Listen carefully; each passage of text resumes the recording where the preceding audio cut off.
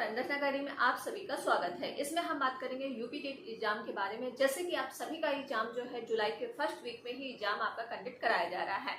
अब आप जैसे मैंने एक वीडियो बनाई थी यूपी टेट कैसे पास करें, वो भी आपके 15 दिन में, ठीक है। तो उसमें काफी बच्चों के कमेंट आए हुए थे कि मैम क्या यूपी टेट में तुक्का लगा के पास हो सकते हैं या नहीं, कैसे तुक्का लगाएं, मतलब कि क्वेश्चन ज्यादातर आपके सही हो। जैसे कि मैंने भी यूपी टेट दिया था 2021 में, क्योंकि हमारा टाइम एक ही बार आया था। सीटेट मेरा 3 बार क्वालिफाई मैंने किया है, यूपी टेट मैंने एक ही बार। इस बार मैंने फॉर्म नहीं अप्लाई किया है यूपी टेट का, क्योंकि मेरा क्लियर है। देखिए हमने पहले ही कहा था, अगर आपका सीटेट या यूपी टेट क्लियर है तो टाइम मत वेस्ट करिए, आप वैकेंसी पे फोकस करिए, ठीक है। तो क्योंकि ये आपकी वैसे भी आपकी पूरी लाइफ टाइम के लिए है, ना ही मार्क्स आपका, जैसे कि आप लोगों ने पूछा था क्या यूपी टेट का मार्क्स सुपर टेट पे जुड़ेगा, इस पे हम बात कर लेंगे। और जैसे कि आपकी सुपर टेट की वैकेंसी अपडेट वैसे बताया गया है कि आएंगी, तो उसे न्यूज़पेपर में तो फैल ही रहा है कि 60,000 वैकेंसी आपकी सुपर टेट की आने वाली है। तो इस सारे मुद्दों पे हम बात कर लेंगे, कैसे आप अच्छे मार्क्स ला सकते हो अगर अभी तक आपने कुछ भी नहीं पढ़ा है, ठीक है। तो अभी भी आपके पास जो है टाइमिंग, जो मतलब अभी है, अभी जो आपके पास मतलब मान लो कि 1 वीक का समय है, तो 1 वीक में ऐसा आप क्या करोगे, किस तरह से आप एग्जाम में तुक्का लगाओगे और किस तरह से मतलब आप ऐसे मार्क्स से बचोगे कि आपके क्वेश्चन ना गलत हो, ठीक है। सब कुछ इस वीडियो में हम बात करेंगे। तो प्लीज वीडियो को आप लोग क्या शेयर जरूर कर दीजिएगा, लाइक एंड चैनल को सब्सक्राइब जरूर कर लेना अगर चैनल पर पहली बार विजिट कर रहे हैं। वैसे तो हम कहेंगे कि पहले से आपको पढ़ाई करनी चाहिए, क्योंकि आप लोगों ने बहुत ज्यादा कमेंट भी किया था कि मैम क्या इसमें कैसे मैं तुक्का लगाएं ताकि क्वेश्चन क्या है राइट हो जाए, ठीक है। जैसे कि आप सभी को पता है कि यूपी टेट भाई 4 साल बाद हो रहा है। अब ये अच्छे से कंडक्ट करा लिया जाए, पहली बात तो यही है, क्योंकि आप पेपर अगर लीक हो गया फिर री एग्जाम, जैसे कि आपका जब 2021 में हुआ था तो री एग्जाम ही हुआ था, पेपर मतलब लीक हो गया था, फिर से री एग्जाम करा दिया गया था। तो इस बार ऐसा ना हो और एक बार में ही पेपर आपका हो जाए तो ज्यादा सही, ठीक है।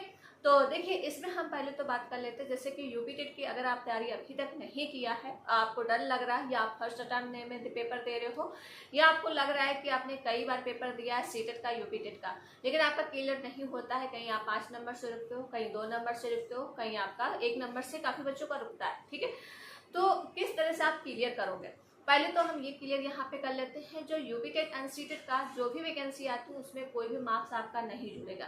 सिर्फ अगर आपका क्वालिफाई है, सीटेट अगर क्वालिफाई है तब भी आप सुपर टेट में बैठने का मौका आपको मिलेगा, क्योंकि देखिए सीटेट और यूपी टेट का सेम मार्क्स है। जनरल का 90 मार्क्स होना चाहिए, ओबीसी एससी एसटी के लिए 82, ठीक है।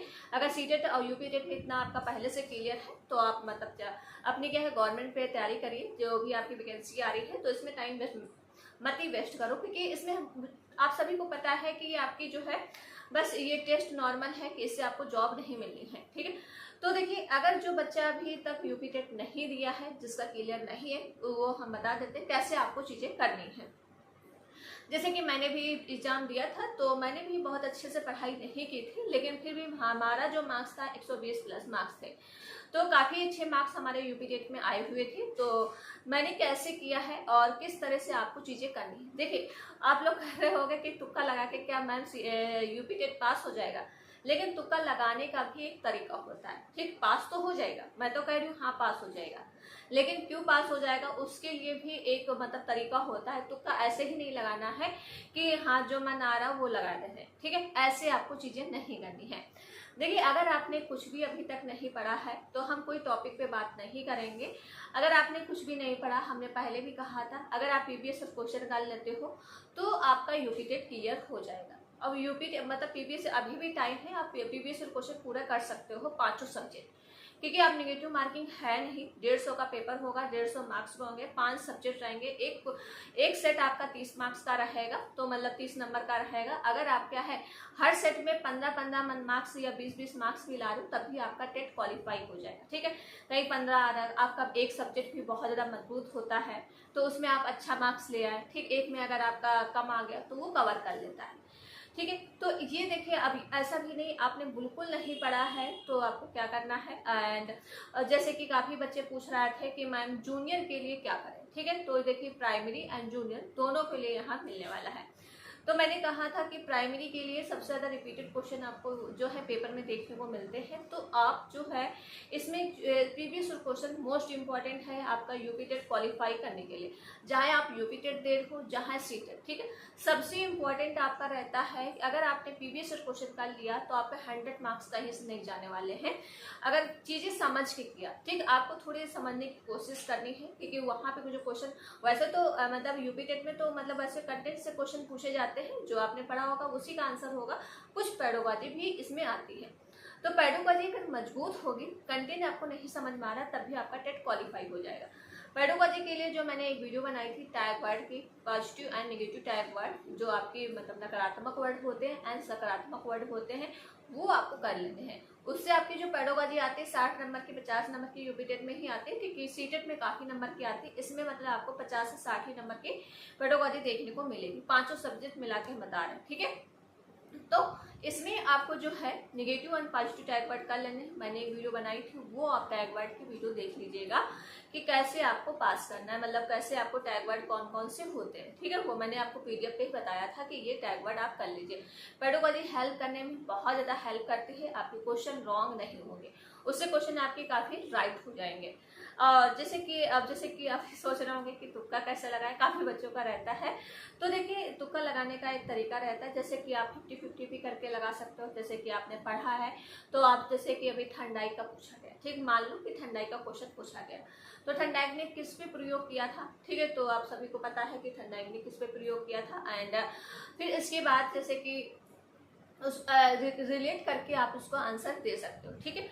तो इस तरह से आप उसको चीज़ें कर सकते हो। अब हम बात करते हैं जैसे कि इम्पॉर्टेंट टॉपिक, जैसे कि एनईटी 2020 आपको पढ़ लेनी है, और एनसीएफ आपको पढ़ लेना है। एनसीएफ से आपको 5-6 नंबर क्वेश्चन देखने को मिलेगा टेट में, तो वो आपको कर लेना है। और इस एजुकेशन आपकी कर लेनी है, यहाँ से भी 3-4 नंबर आपको देखने को मिलने वाला है।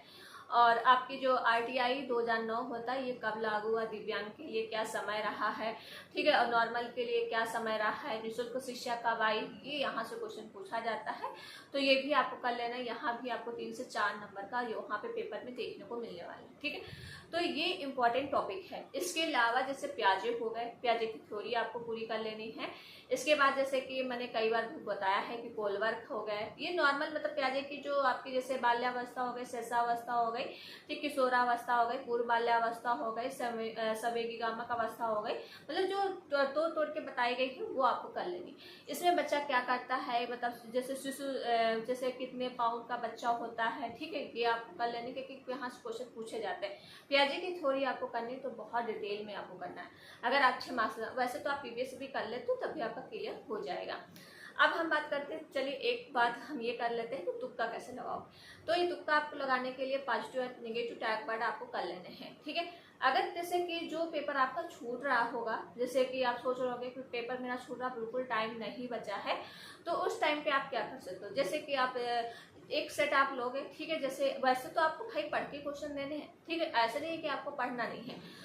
तो देखिए, आपको जो एक कलर पेन ले जाना है, मतलब आपको ब्लैक पेन और बॉल वाला पेन ले जाना है। वहाँ पे मतलब ये मत करिएगा, काफ़ी बच्चे क्या कर देते हैं कि ब्लैक और ब्लू दोनों यूज करते हैं, दोनों यूज नहीं करना है। सबसे इम्पोर्टेंट रहता है कि ब्लैक ही आप यूज करिए, ब्लैक ब्लू बिल्कुल मत यूज करिए। तो ब्लैक वाला पेन ले जाइए, क्योंकि आपका ऑफलाइन पेपर होगा, तो उसके आपको जो है सर्किल करने हैं। तो जैसे काफ़ी बच्चे जो है यहाँ पे तो गलती भी कर देते हैं लैंग्वेज से रिलेटेड, ठीक है। जैसे हिंदी की लैंग्वेज उन्होंने क्या है सेकंड ले रखी है, इंग्लिश की लैंग्वेज उन्होंने कभी कभी फर्स्ट ले लेते हैं, तो उससे भी क्वेश्चन क्या है, उन लोगों की सीटेट या यूपी टेट क्लियर नहीं हो पाता है। तो लैंग्वेज बहुत ज़्यादा इंपॉर्टेंट, आपके एडमिट कार्ड में लिखी होगी। अगर आप भूल गए हो तो फॉर्म जब फिलअप किया था तब, या वहाँ पे आप किसी से पूछ लीजिएगा कि मैम मेरी लैंग्वेज क्या है। तो भाई लैंग्वेज जो है हिंदी, इंग्लिश एंड संस्कृत चीज़ें देख के ही करिएगा, नहीं तो यहाँ तो 60 नंबर ऐसे ही गए तो फिर नहीं क्लियर होगा, ठीक है। अब जैसे कि जब लास्ट में पेपर छूट रहा हो तो कोई भी एक ऑप्शन आप रख लीजिए। जैसे मैं तो वैसे तो मेरा जैसे टाइमिंग तो सही रहती है, एंड कभी अगर छूटता है तो मैं इससे पकड़ती हूँ। तो अगर जितने भी क्वेश्चन छूटे हैं लास्ट में, तो सब में सी कर देती हूँ। इससे चांसेस रहते हैं क्वेश्चन के बहुत ज़्यादा राइट होने के, ठीक है। तो उससे क्वेश्चन आपके काफ़ी राइट हो जाते हैं। अगर मैथ की हम बात करते हैं, काफ़ी बच्चों ने पूछा था कि मैथ में मैम क्या पढ़ूं, तो भाई नंबर सिस्टम से क्वेश्चन आता ही है। यूपी टेट की हम बात कर रहे हैं, और भाज्य जैसे डिवीजन से क्वेश्चन आते हैं, जो भाज्य वगैरह होते हैं डिवीजन, यहाँ से क्वेश्चन पूछा जाएगा। पीवीएस से रीड कर लेते हो तब भी आपका हो जाएगा। इसके अलावा आपका जो है एससीएफ से भी क्वेश्चन आता है, तो ये भी आप पीवीएस से ही कर लीजिए। इस जो पीवीएस से जितने मैथ के क्वेश्चन पूछे गए हैं वो सारे आप कर लीजिए, ठीक है।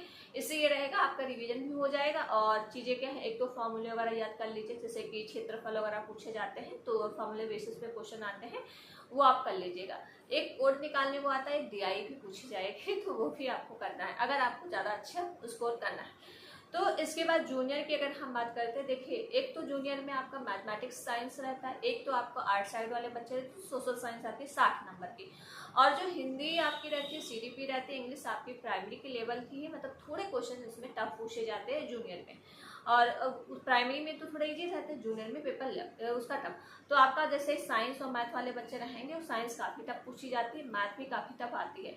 सोशल साइंस के भी क्वेश्चन 60 नंबर की रहती है, तो वो तो आपके मेन सब्जेक्ट से रहता है। अगर आपने अच्छे से किया है, पढ़ा है, तो आप कर सकते हो, ठीक है। और जो हमने बताया सीडीपी में क्या चीज़ें, वही सेम आपको वहाँ पे देखने को मिल जाता है। ये आपको सबसे ज़्यादा इंपॉर्टेंट देना है मैथ एंड साइंस और सोशल साइंस, और वैसे तो आप पढ़ ही रहे हो, तो उसमें भी क्वेश्चन थोड़े नॉर्मल टफ क्वेश्चन आते हैं, ओके।